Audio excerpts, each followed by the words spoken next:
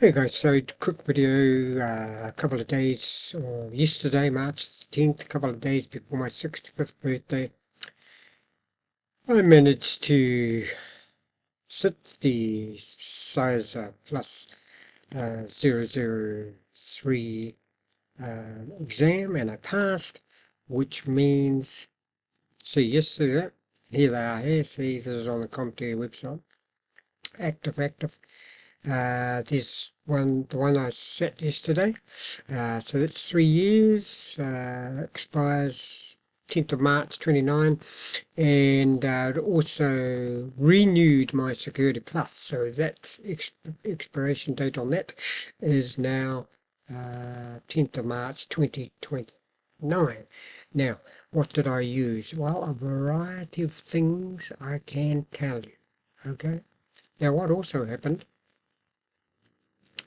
as soon as you get both the Security Plus and the CySA Plus, you automatically get what's called a stack.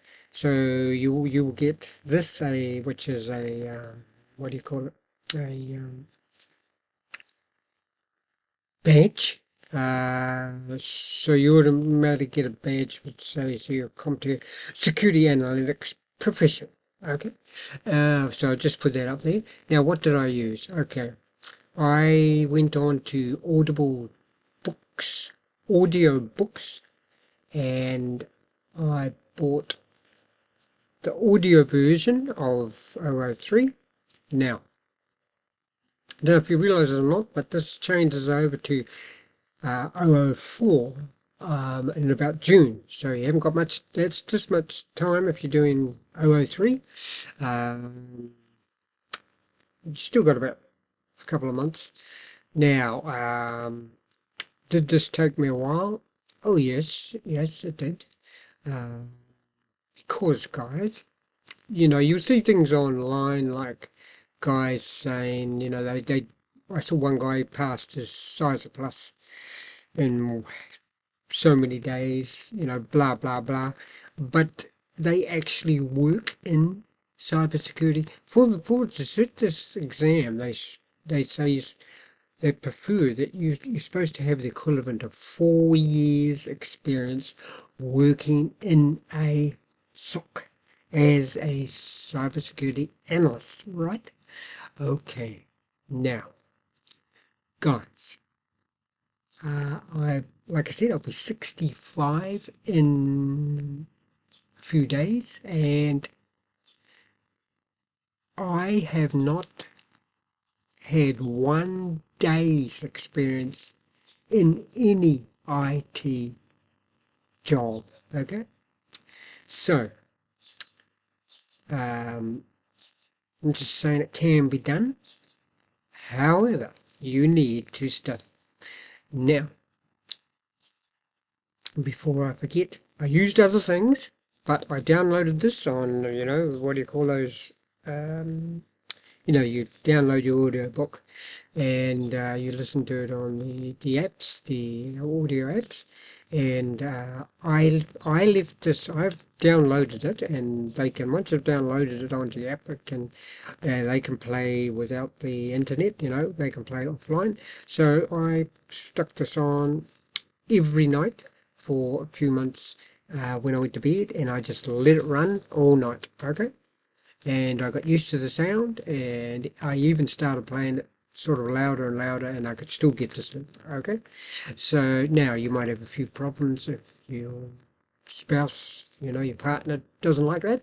Well, then you can put in earplugs, or you can go and sleep in another room, whatever. You can buy the study guide, which I did. I bought the study guide. Here it is here on Amazon. It's not cheap. It's probably a bit, yeah, Kindle. That's what I was thinking of. So I got that. I got the audio version of this on Kindle, downloaded from audiobooks there, and yeah, like I say, did I read the whole book? No, I made notes, highlighted here and there. What I did do in this book at the end of each chapter there's a set of questions, so I did all those, but I did not read all the book. I also got a notebook. No, I got a little notebook that would fit in my pocket, and I wrote notes. Just about filled the little notebook up with notes and highlighted that. And every time I went out or went on for a walk, I'd go through that. Now also, oh yes, everybody's favourite. Jason Dion and Udemy. I bought a set of practice questions and his course with a set of questions. So I bought his course, the whole course, and it has one practice set of questions at the end, and I also bought a whole set of just Jason Dion's practice questions.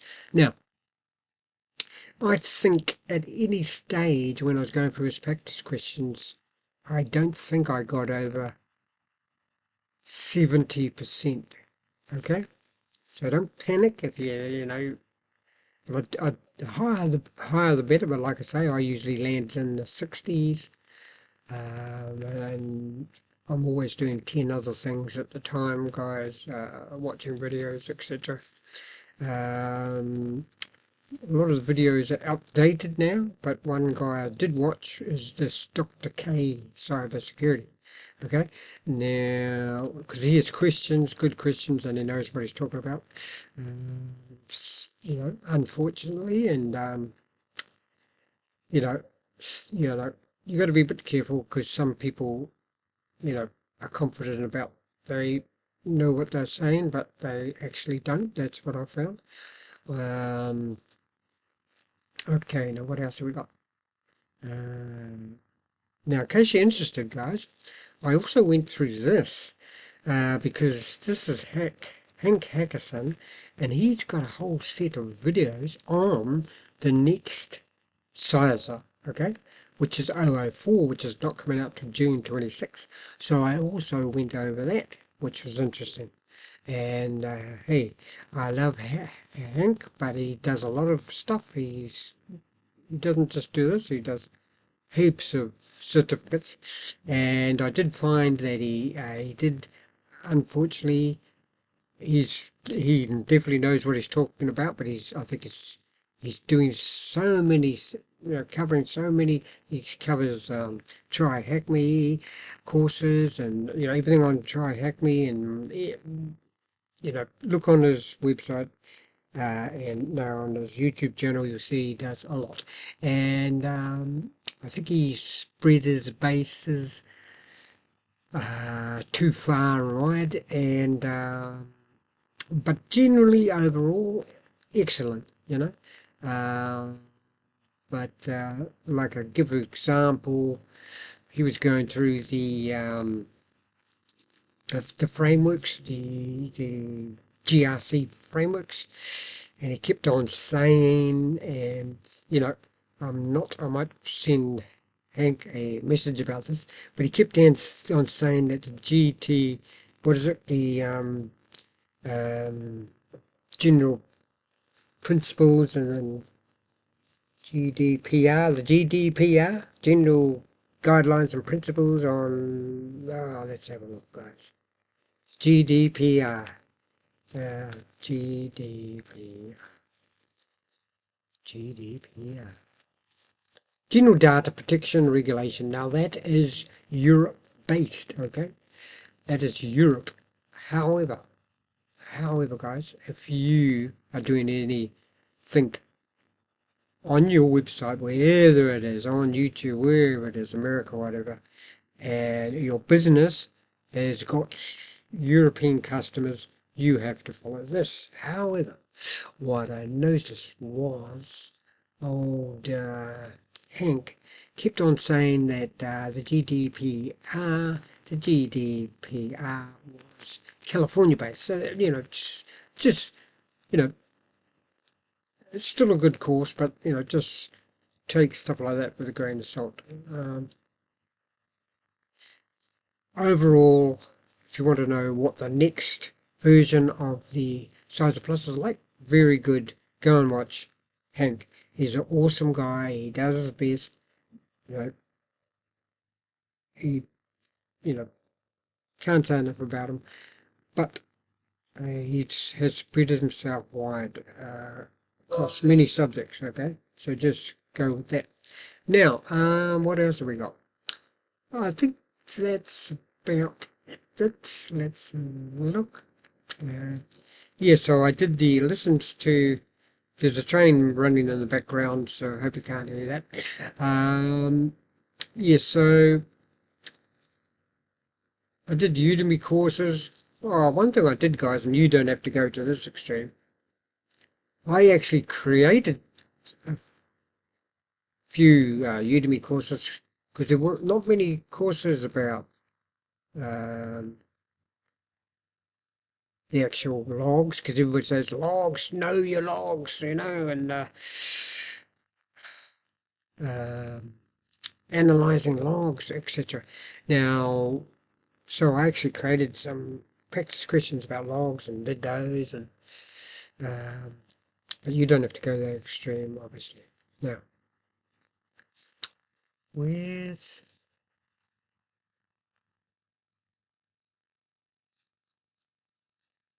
let's run out. So yeah, it's quite good, especially if you've got Security Plus, and it automatically renews your Security Plus. So that's that's I love that part of it. So yep. Now, one thing I will tell you, I don't think you're allowed to say too much about that actual exam. Now, guys, I had uh, 165 minutes to do the exam, which is 2 hours 45.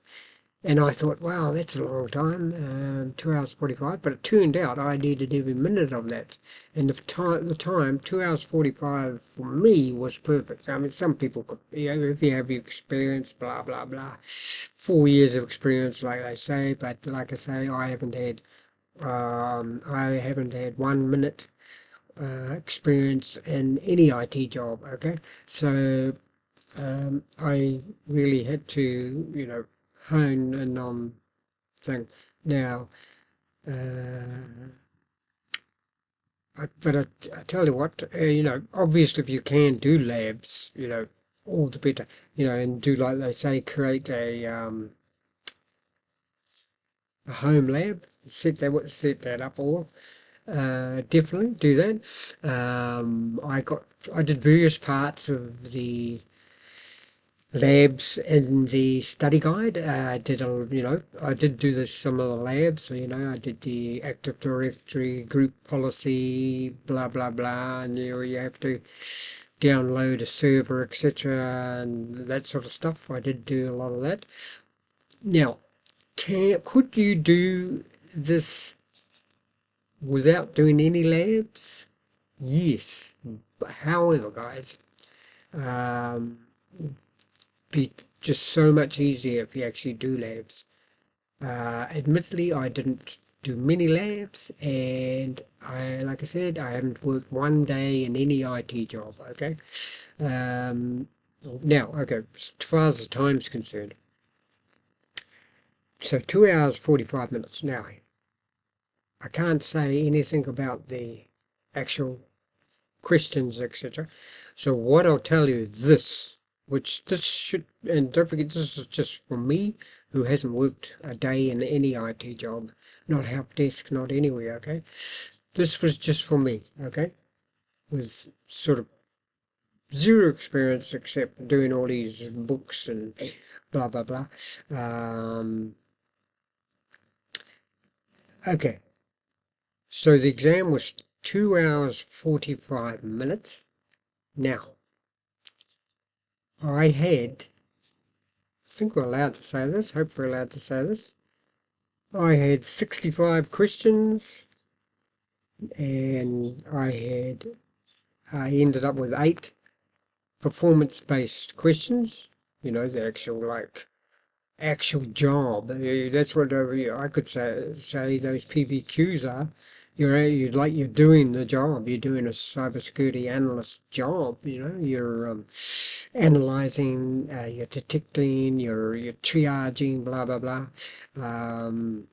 Now, okay, so I had 8 of those guys. Okay, and so that means I had 57 multi-choice. Now, I did the usual. I knew there was going to be, a few PBQs, but I did the usual, even knowing that I opened the exam, sit down, open the exam, and I still freaked out when I saw the first PBQs because they're first up. Now, everybody says skip them, and I would say definitely skip those till last, guys. And I did. I looked at the first one and I just face planted straight away. Because I thought, oh my God. And then, so there's 8 of those, and I was going next, next, next. And I was on about the 8th, the last one. I thought, oh, don't tell me it's all PBQs. And I was so relieved when the 9th question started multi-choice. So I did the multi-choice questions in 45 minutes. So I did the 57 multi-choice questions in 3/4 of an hour, 45 minutes. And so the eight PBQs, the performance-based questions, took me, and I spent probably 5 minutes, also 5 minutes, checking every question, the whole 65 questions.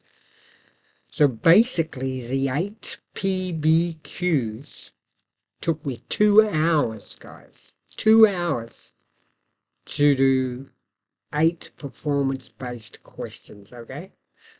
So, but that's me, okay? Remember, I've never spent one day in any IT job, okay? Let alone a sock or anything like that. I've worn a sock. But the closest I've been to a sock is wearing them, okay? So, and then I never know in these exams. I never know until right to the end. I had a bit of a feeling, I wasn't face planting on every multiple choice. I was just going, okay, yeah, it should be that. That's, I'd say to myself, well, that's the only one that seems to fit. I did the old thing of cross out, get rid of the ones that are obviously not the right answer. But there seemed to be always 2 that could have been, and there were a couple like that, so they were the tricky ones. But sometimes the answer was obvious. Now we've got someone mowing the lawn. Okay, excuse me, guys, I've just closed the door. Okay, so if that should tell you something,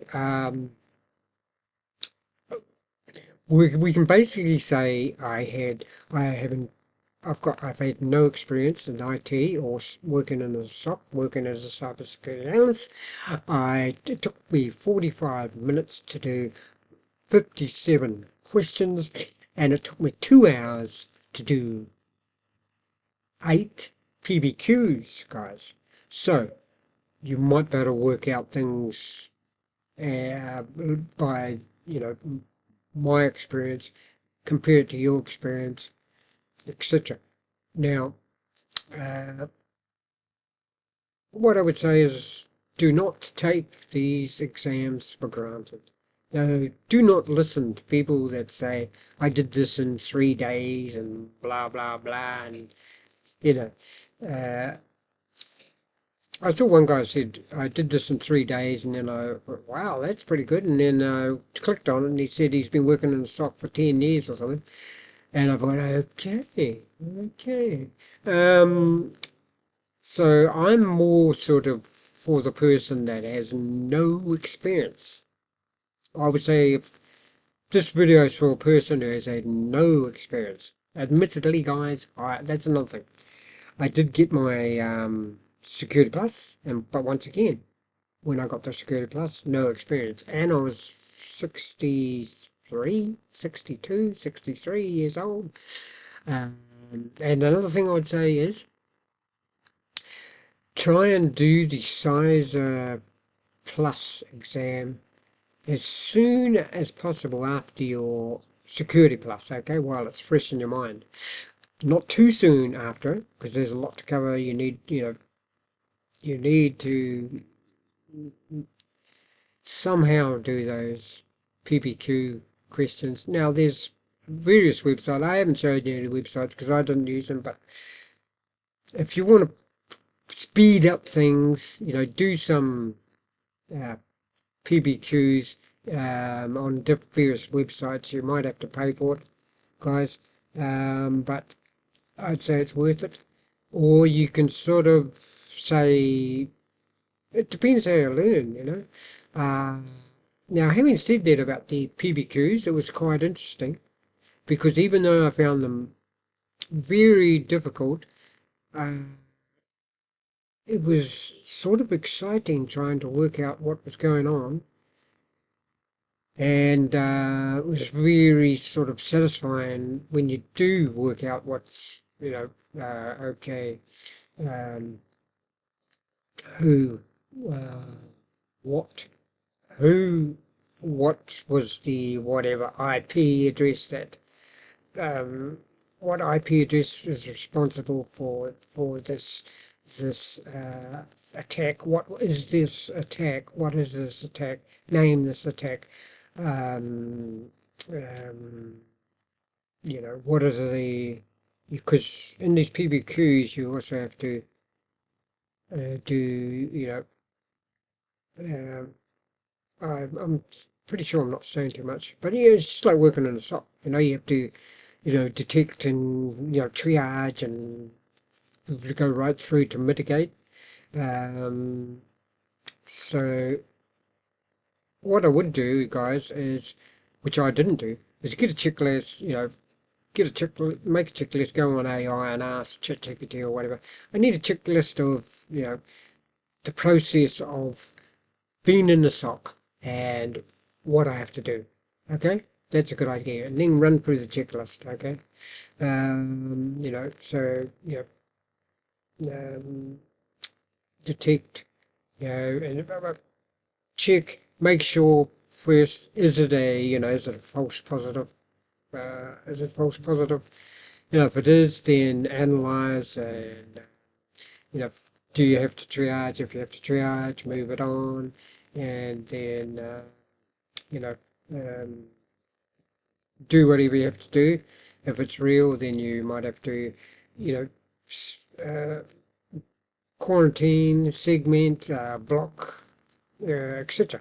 Okay, so if you know the process of the incident, I would say, guys, if you put it this way, if you know, and I'm pretty sure I'm not saying too much, because, you know, you do an exam about cybersecurity. If you know the process of working in a SOC, the process of, you know, what you need to do from the alert, from the moment you get the alert to the end, etc., you should do good with those PBQs. But who knows? They could change. Um, anyway, hopefully that helps, guys. You know, look, you know, one of the reasons I'm doing this video is because hopefully, you realize that it's possible. Like I say, guys, I passed that exam yesterday, and I'm 65 in a matter of days, 65 years old.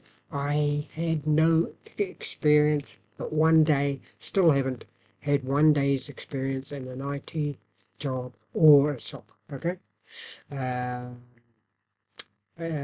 So, if I can do it, well, that's what I'm saying, if I can do it, You can do it, guys. That's the whole message of this video. Don't be disheartened and think, oh, this is way too hard. Yeah, who can do this?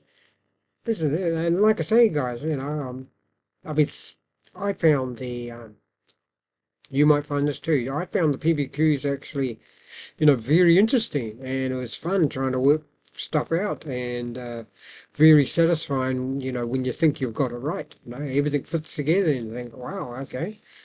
Yeah, there, and you find maybe who was responsible for the attack and whatever. It's very satisfying, it's fun, and you learn a lot.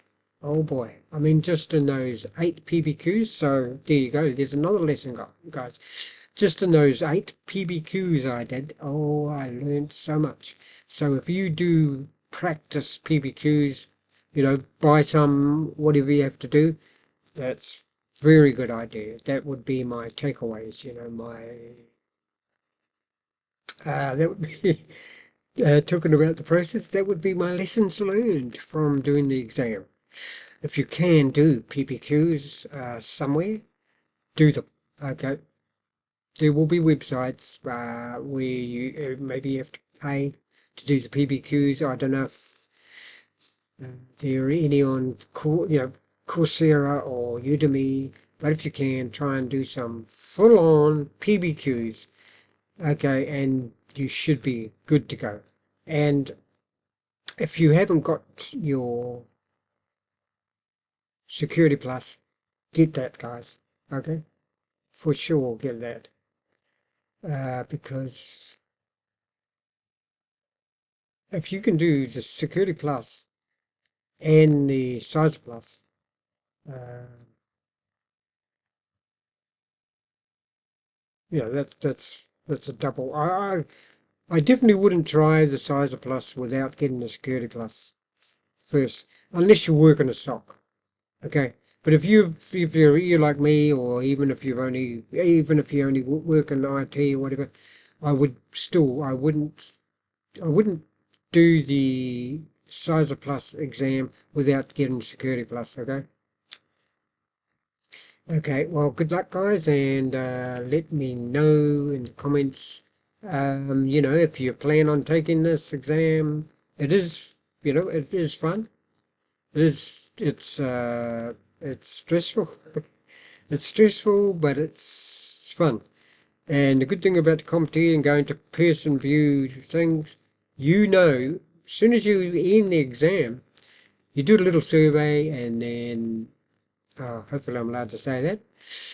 Anyway, at the end, straight away. And boy, oh boy, when I saw that I had passed, it was the same with the Security Plus.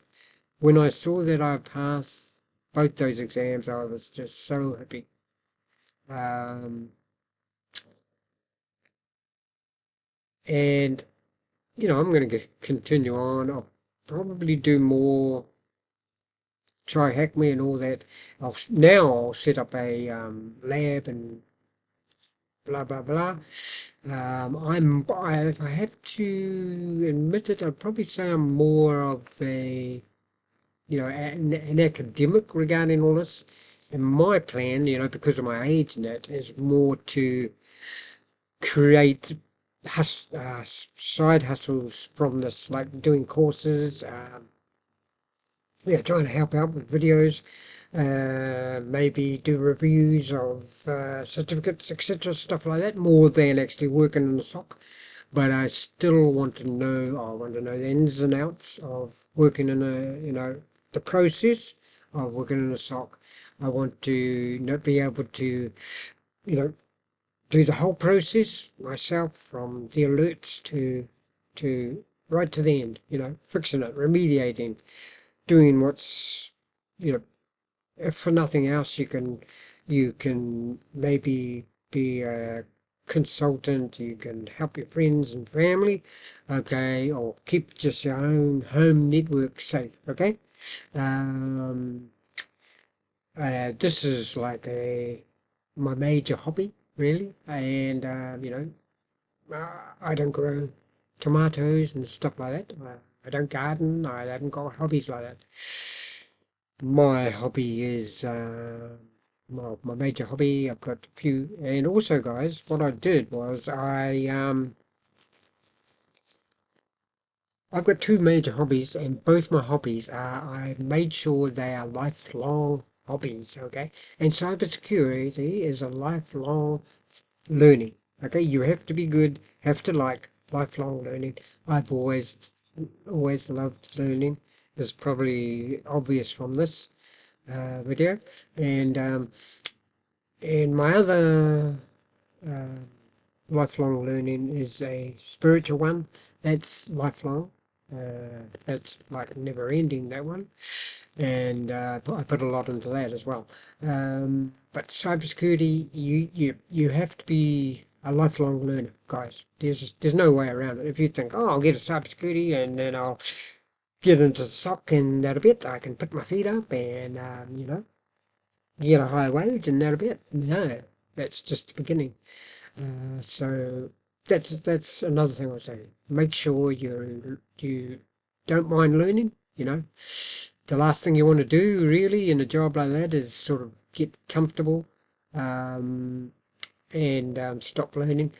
They say that one thing. Sorry, I'm going on a bit here, but there's various, as you probably know by now, there's so many niches you can go down to with cybersecurity. You can work on a SOC. You can. Now, one thing that's very popular in the moment, and I particularly like too, is IAM, Identity and Access Management. That's another fascinating one, guys. Now, what I'll say is,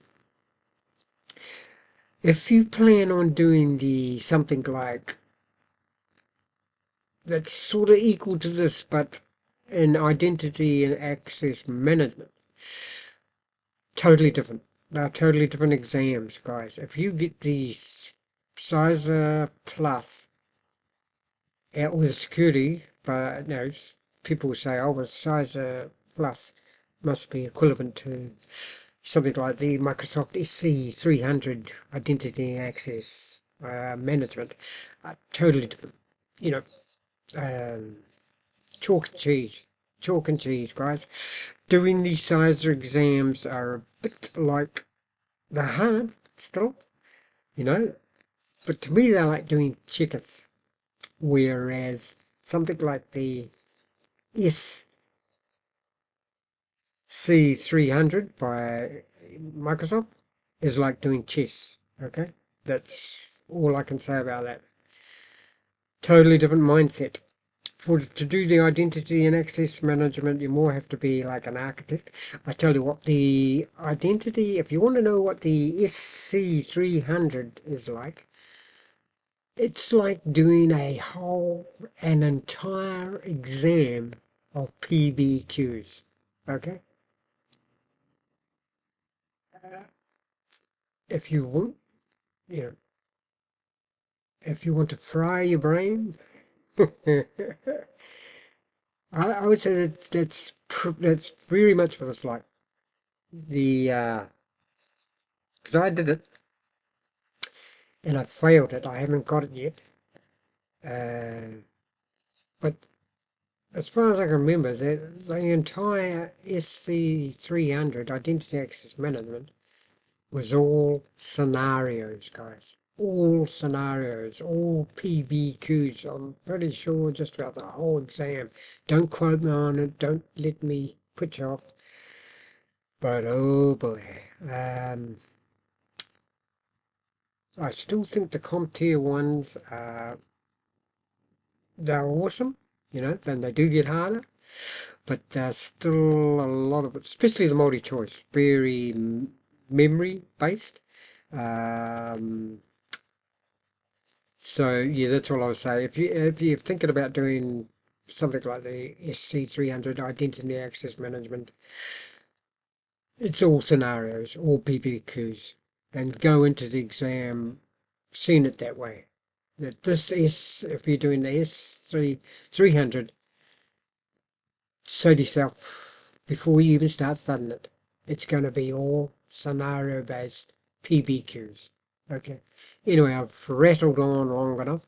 So there you go. And let me know if you have any thoughts about this, and if you're going to sit this exam or the SC300 in the future. Cheers.